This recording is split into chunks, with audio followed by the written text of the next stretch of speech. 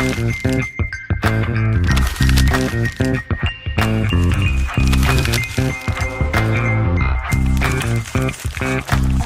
warahmatullahi wabarakatuh. Selamat siang Sobat Polri, kembali lagi bersama saya Brigpol Putri dalam acara Polistop Sidimpuan. Dan hari ini Sobat Polri, kita akan mengangkat tema tentang permasalahan ataupun kasus yang terjadi pada anak. Nah, sebelumnya nih akan kita sapa dulu bintang tamu kita hari ini yang sudah hadir bergabung bersama kita. Tentunya ada Bapak Kapolres Padang Sidimpuan, Bapak AKBP Dr. Wira Prayatna SH SIKMH. Selamat datang Bapak. Dan juga kita sapa dari Dinas Perlindungan Anak, ada Kak Winnie Mora Sibuan SH selaku KUPT Dinas PPA ya Kak ya. Selamat siang, selamat datang di Polistop Sidimpuan. Dan juga kami sapa dulu, selamat datang dan selamat siang dari Lembaga Berwangir. Ada Bang Junius Senduru SHJ MSP, selaku advokasi dari Lembaga Berwangir ini sendiri ya. Dan Sobat Polri, Lembaga Berwangir ini adalah lembaga pemerhati perempuan dan anak di wilayah Tabaksel ya Bang ya? Ya, baik. Nah, Sobat Polri, hari ini sangat menarik yang akan kita bahas dan yang akan kita bincangkan di siang hari ini bersama bintang tamu kita yang sudah hadir tentunya. Karena kita melihat kejadian belakangan ini yang sering marak terjadi khususnya mungkin di Kota Padang Sidimpuan pada khususnya tentang kasus kekerasan seksual pada anak baik itu secara fisik maupun psikis. Nah, langsung saja kita tanyakan dulu nih bagaimana dari tanggapan Bapak Kapolres Padang Sidimpuan. Mohon izin Bapak, bagaimana kasus dan permasalahan yang terjadi pada anak saat ini Bapak, khususnya di Kota Padang Sidimpuan? Ya, baik, terima kasih. Selamat sore rekan-rekan dari lembaga Dinas Perlindungan Anak dan warganet. Ya, Polres Padang Sidimpuan dalam penanganan kasus terhadap anak ini penanganan cukup serius karena penanganan terhadap ini berbeda dengan mereka orang dewasa. Berdasarkan data yang ada, kasus anak di Sidimpuan cukup banyak kita lihat. Contoh kasusnya seperti pelecehan seksual yang dilakukan oleh orang dewasa terhadap anak. Bahkan ada juga dari lingkungan keluarganya sendiri, kita tahu itu. Kemudian dari tetangganya, ya. Kemudian juga sesama teman-teman si anak di sekolah dan lain-lain. Proses untuk penanganan terhadap anak tentu kita mengacu pada sistem peradilan pidana anak, yang mana proses penanganannya itu dalam kegiatannya bekerja sama dengan Dinas Perlindungan Anak, psikologi dan lain-lain, sehingga dalam prosesnya ini menghasilkan suatu output ataupun hasil yang benar-benar bisa dirasakan atau bermanfaat bagi si anak khususnya. Itu. Ya, baik Bapak Kapolres, terima kasih Bapak dan sudah hadir pada hari ini bersama kita dari Dinas Perlindungan Anak selaku KUPT Dinas PPA. Untuk Dinas Perlindungan Anak sendiri Kak, gimana atau apa upaya yang telah dilakukan dalam pencegahan terjadinya permasalahan pada anak khususnya kasus kekerasan seksual? Yang kita lakukan di UPT Perlindungan Perempuan dan Anak itu penyuluhan Undang-Undang Perlindungan Anak dan mensosialisasikan serta mengedukasi ke masyarakat. Oh, baik Kak, berarti ini sudah sering dilakukan sosialisasi maupun edukasi baik ke sekolah, masyarakat lainnya juga ya Kak ya. Nah, untuk Lembaga Berwangir itu sendiri terkait kasus ataupun permasalahan yang terjadi tentang kekerasan seksual pada anak, apa upaya atau langkah-langkah yang dilakukan oleh Berwangir itu sendiri? Nah, baik, terima kasih. Kalau kita sendiri Lembaga Berwangir ya selalu kembali ke sifat mendampingi korban. Artinya kan baik dia memberikan edukasi, meyakinkan korban, orang tua korban agar tidak takut dan khawatir. Salah satunya memang ketika membuat laporan ke pihak yang berwajib atau kepolisian kan. Nah, Berwangir memang kesannya rentan mendampingi korban itu mulai dari tahap penyelidikan ini sampai selesai sebenarnya. Dan upaya yang paling harus tetap kami jalankan itu tetap berkoordinasi pada penyidik sebenarnya. Untuk baik dia mengenai saksi, bukti tambahan yang akan kita hadirkan dalam proses penyelidikan. Mungkin seperti itu. Seringnya dari Lembaga Berwangir ini mengetahui kejadian tersebut, apakah memang langsung dari korban atau secara aktif mencari tahu atau menyelidiki sendiri kasus yang terjadi pada anak? selaku lembaga pemerhati perempuan dan anak gitu ya. Oke, baik. Akhir-akhir ini dan beberapa tahun yang lalu memang dan rentanlah sekarang khususnya di tahun 2004 ini kebanyakan korban yang datang ke kita yang minta bantuan, minta pendampingan, minta dampingi. Nah, ada juga memang kasus anak itu yang setelah viral ada beberapa kawan-kawan yang minta untuk diperhatikan, dibantu mendampingi seperti itu. Berarti sifatnya setelah mungkin terjadi dari beberapa korban mungkin minta pendampingan dari Iya. lembaga Guru Anggira. Apakah sebelum itu kejadian pernah dilakukan pendekatan terlebih dahulu atau himbauan atau sosialisasi sebelum mungkin terjadinya kasus-kasus seperti ini? Nah, di beberapa waktu bulan itu sudah pernah melakukan memberikan seminar ke sekolah itu sudah pernah jadi sumber di undang-undang dari beberapa PMK. Nah, Bu Anir selalu memberikan edukasi bahwasanya atau kejahatan terhadap anak ini bisa dilakukan oleh siapapun sebenarnya. Nah, makanya Bu Anir selalu menekankan untuk kepada orang tua dan anak selalu diawasi gitulah kira-kira pergerakan anak.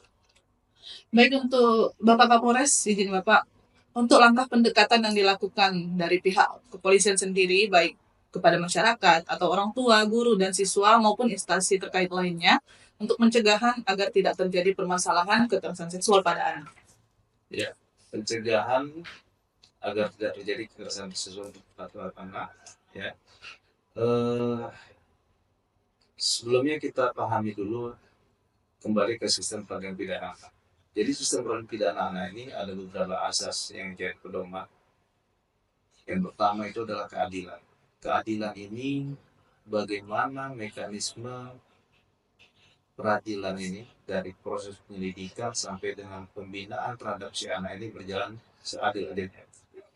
Asas yang lainnya adalah kepentingan terbaik terhadap anak.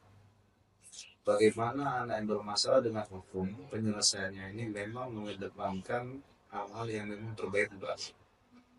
Hal-hal yang terbaik untuk anak tentunya ini semua pihak berperan, ya. Tadi pertanyaan pencegahannya seperti apa? Tentu yang terdekat adalah dari lingkungan keluarga. Kita dari pihak kepolisian sering melakukan sosialisasi terkait permasalahan anak, ya. Dan kita lihat juga, mohon maaf, laporan-laporan yang ada di kepolisian ini, kita lihat peran andil orang tua terhadap anak sangat minim untuk memproteksi perilaku anak, attitude anak, seperti itu. Jadi lingkaran pertama itu, ring satu itu adalah keluarga, dalam arti orang tua, saudara sekandung. Bagaimana supaya di lingkungan keluarga ini bisa terwujud atau terjadi pembinaan terhadap anak supaya tidak terjadi pelanggaran. Kemudian lingkungan sekolah, ya. Kita juga rutin sosialisasi ke masyarakat, ke pihak kampus, pihak sekolah. Tidak ada perbuatan anak yang melakukan pelanggaran, baik itu pelecehan seksual, baik itu kekerasan, baik itu bully. Itu rutin kita lakukan.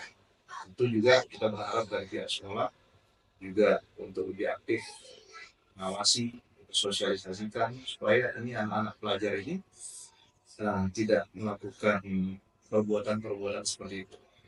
Walaupun kita tahu saat ini di sekolah pun ada permasalahan, kita lihat ya, anak-anak banyak juga yang melaporkan para guru. Ya, kenapa dilaporkan? Karena mungkin keterbukaan informasi publik, teknologi yang semakin canggih. Anak-anak tingkat SMP, SMA sudah bisa bicara tentang hal seperti itu.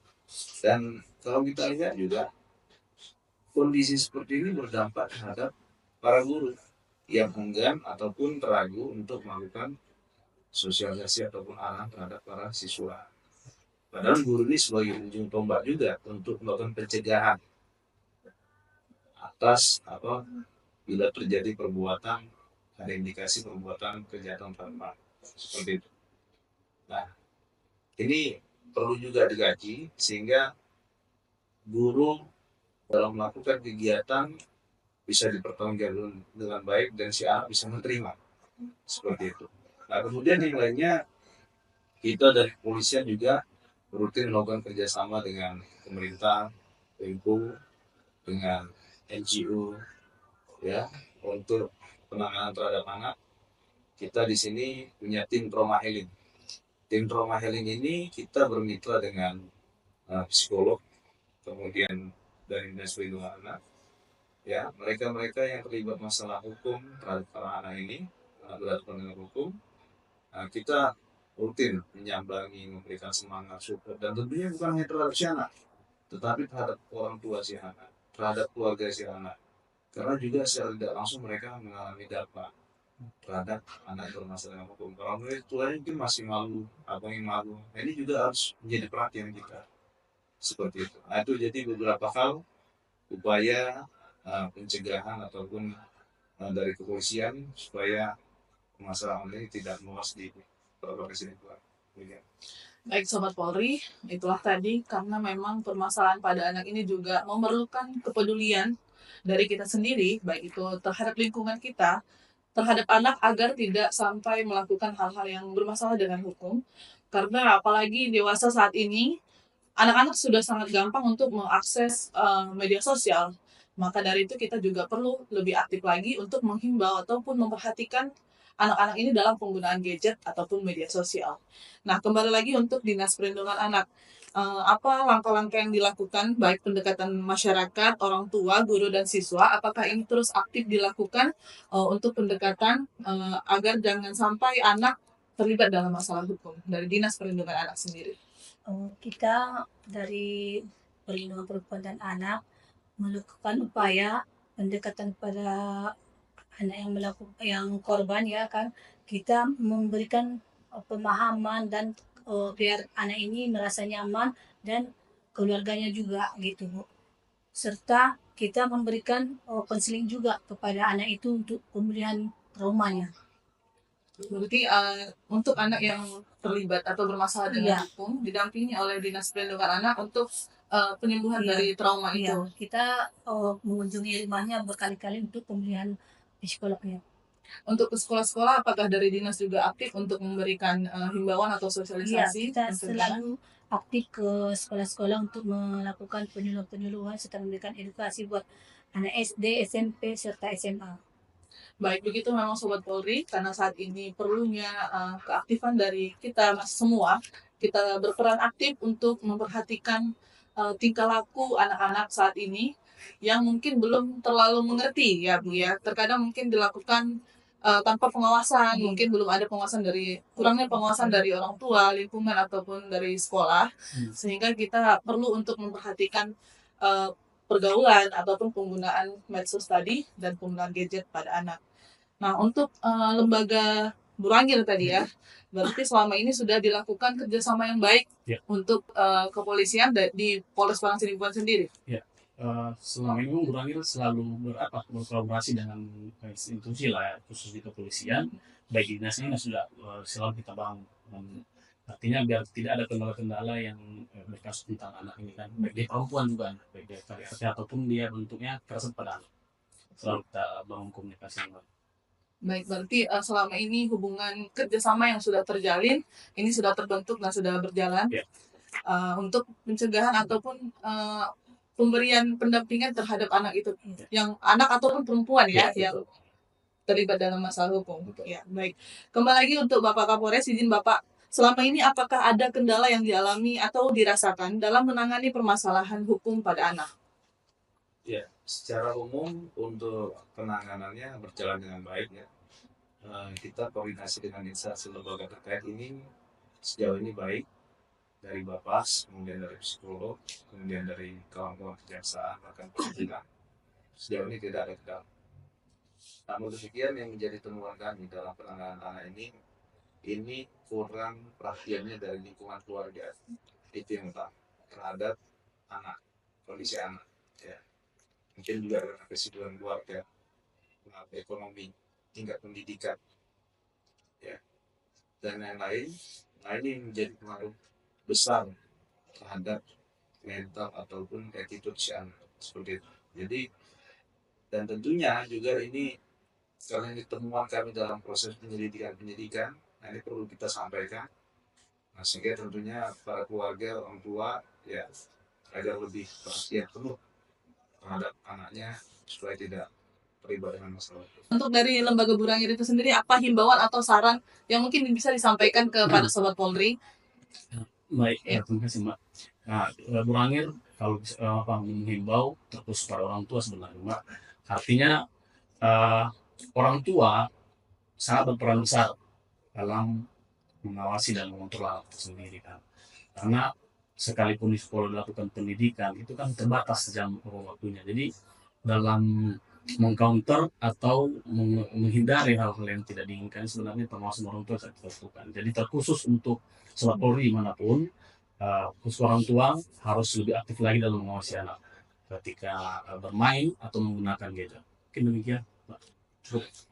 Baik, izin Bapak, ada lagi himbauan atau saran yang bisa disampaikan? Ya. Baik, terima kasih. Kami dari kepolisian khususnya Polres Padang Sidempuan, yang pertama, anak yang berhadapan dengan hukum, kembali kita ke azas dalam sistem peradilan anak, itu salah satunya adalah penyelesaian yang terbaik untuk masa depan. Sehingga penanganan kasus terhadap anak yang berhadapan hukum ini kita kedepankan diversi penyelesaian dengan pertimbangan masa depan anak, nama baik anak, nama baik keluarga, masyarakat setempat. Nah, itu yang menjadi pertimbangan ataupun hal yang mendasar dalam penyelesaian permasalahan anak mengacu kepada sistem peradilan anak yang kita terapkan di Polres Padang Sidempuan.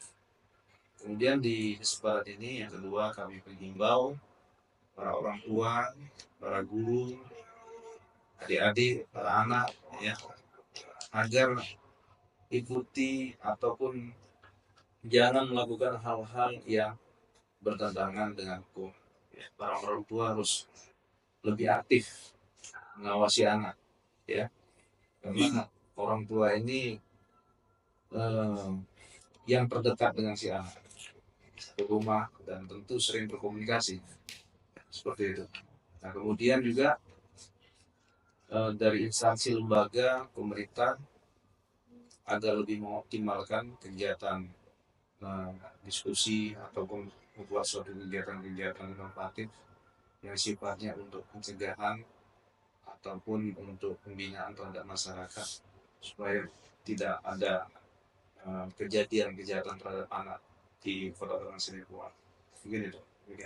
Baik, nah begitulah Sobat Polri untuk mencegah maraknya terjadi kasus kekerasan seksual ataupun permasalahan hukum yang melibatkan anak. Kami terus menghimbau kepada Sobat Polri dalam hal ini terutama untuk para orang tua, guru di sekolah untuk sama-sama memperhatikan anak, dan untuk anak ataupun adik-adik kami pelajar, silahkan untuk menggunakan media sosial sebaik mungkin, karena dalam media sosial ada banyak hal yang bisa kita gali. Silahkan untuk diambil ilmu atau informasi yang bermanfaat bagi adik-adik pelajar yang masih usia anak saat ini.